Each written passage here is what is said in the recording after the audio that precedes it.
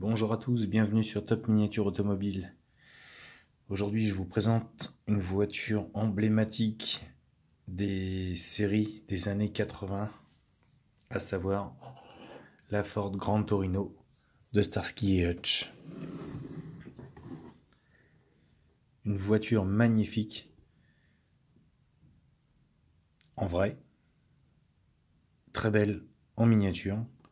Et là, on est sur la version ERTL, avec une boîte qui est assez sympathique. Il y a même encore le prix dessus, 70 € à l'époque. Nous sommes en 2002. David Soul qui nous a quittés il n'y a pas tellement longtemps. Paix à son âme.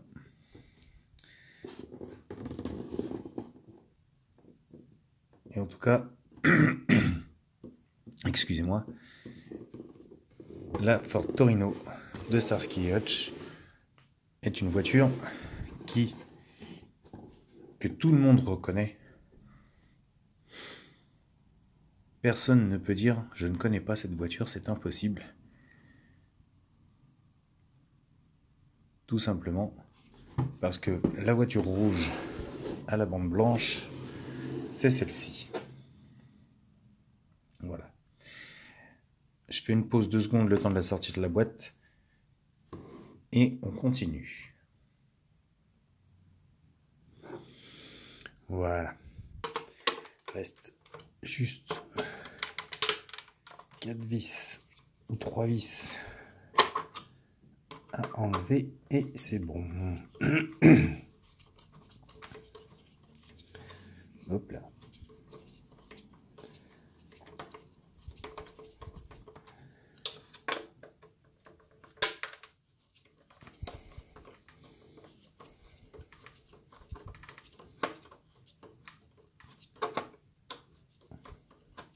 Alors, on y arrive.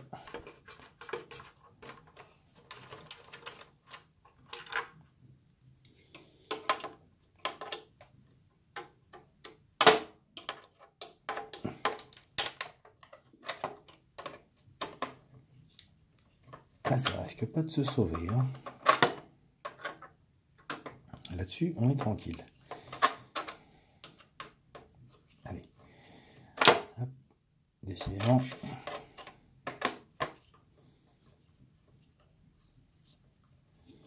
Faut dire que je fais pas ça avec un tournevis, mais avec un combiné.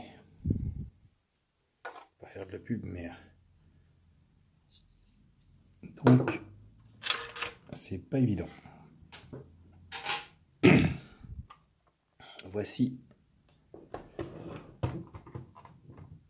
la bête. Très grosse voiture, la Ford Torino. Très lourde, mais très belle. Franchement, quand le producteur de la série a eu l'idée de prendre cette voiture, il ne savait pas dans quel bateau il s'embarquait. Et le succès de la série est lié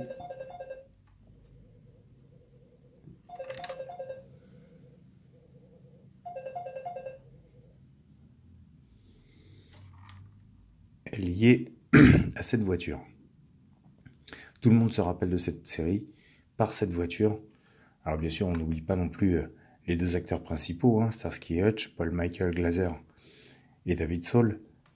Mais en tout cas, cette voiture fait partie, au même titre que le général Lee dans la série, Sheriff et moi peur, fait partie intégrante du casting. Et on ne peut que applaudir cette initiative des producteurs. Donc là, sur la version ERTL, comme je vous disais, elle est très lourde, comme beaucoup de modèles ERTL, parce qu'elle présente des ouvrants, elle présente quelques détails intéressants, et la voiture en elle-même est très jolie. Le look, le rouge avec la bande blanche, classique, les jantes Kragar 5 trous, le REC. Cette voiture posée à l'avant, rehaussée à l'arrière, avec ses petites roues et ses grosses roues à l'arrière. Alors là, on ne le voit pas trop sur le modèle. On le voit plus sur le vrai que sur ce modèle-là. Il y est, on le voit ici, mais il est moins important qu'en vrai. Bon. La grosse calandre classique de la Torino, avec le logo Ford sur le dessus. Voilà. La méthode habituelle. Le gros V8. Sans trop de détails. Mais il est présent. Avec quelques... Quand même, j'ai dit sans trop de détails, il y en a un petit peu quand même. Mais c'est pas trop ça non plus. Vous avez les cosses de batterie ici. L'autocollant sur le dessus du ventilateur de radiateur. Là également, il y a un petit autocollant, mais même avec mes lunettes, j'arrive pas à lire tellement c'est petit. Quelques durites peintes.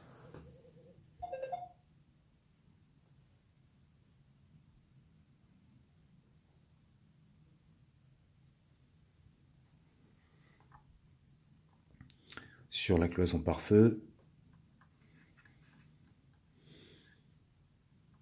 Et c'est à peu près tout ce qu'on a comme détail visible réellement sur la voiture. Le bouchon du radiateur, un bocal ici, le mètre-cylindre, rien de plus. Le capot, lui, est tenu par deux grosses charnières, rien de bien transcendant, mais voilà. Il est là, il s'ouvre sur un moteur qui est entier, complet, puisqu'on le retrouve également en dessous. C'est ce qui fait son charme. Quand on ouvre, on a l'intérieur classique de la Ford Torino, avec les accessoires, à savoir, vous voyez passer au niveau du pare-brise le câble de branchement de la goutte d'eau rouge qui se trouve sur le toit et la CB, la radio interne,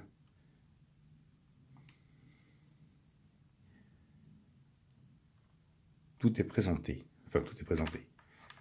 On a des sièges qui basculent pour laisser passer Huggy les bons tuyaux. Les panneaux de porte sont pas mal réalisés non plus, avec le logo au milieu, la bande chromée et deux trois petits accessoires comme le lève-vitre, le loquet de fermeture de porte et la poignée d'ouverture de porte chromée, le rétroviseur typique, la poignée de porte extérieure, la serrure, la banquette arrière noire, un petit liseré argenté sur la banquette pour la séparation du dossier, le levier de vitesse en boîte automatique,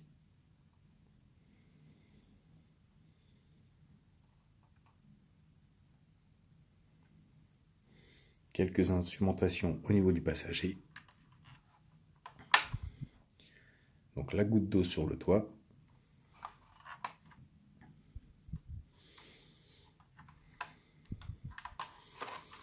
l'arrière classique de la Torino, avec les logos, la plaque qui va bien, la plaque. les feux avec le petit insert au milieu, très joliment réalisé, le gros pare-choc, le logo Torino au milieu. Alors, comme beaucoup de modèles chez ERTL, le coffre ne s'ouvre pas. Soit. C'est pas grave. Du moment que tout le reste s'ouvre, c'est le principal. La direction, comme je le disais, et on va passer en dessous. On a même l'antenne, pardon, j'ai oublié. L'antenne. Alors l'antenne, elle est... Je vais pas dire qu'elle est belle, mais elle a le mérite d'être présente avec une taille... Elle est un peu épaisse à mon goût, mais on est quand même sur du jouet, faut pas l'oublier. Donc c'est dur de représenter une antenne ou un 18 sur un modèle comme ça. En dessous, donc nous avons le train arrière avec le pont. L'arbre de transmission ne tourne pas. Le silencieux d'échappement avec la sortie. Pas de détails sur le freinage. On a des jantes. On n'a pas de disque ni de tambour. On a les amortisseurs qui sont représentés. Donc la ligne d'échappement, la boîte de vitesse, le moteur, le train avant qui n'est pas trop mal détaillé en soi.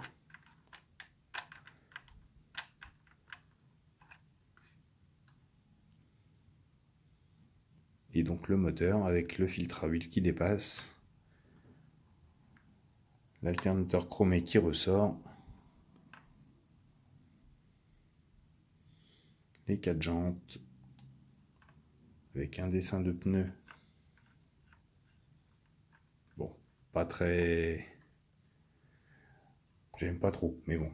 Et à l'arrière, par contre, on voit que les roues ne sont pas spécialement du même diamètre que la voiture. Enfin, du même diamètre. De la même largeur que les roues avant. Il n'y a pas de différence. On a juste le rec, en fait. Vous voyez que les roues avant sont positionnées plus en profondeur que les roues arrière. On a le léger rec, mais il n'est pas marqué autant que dans la série.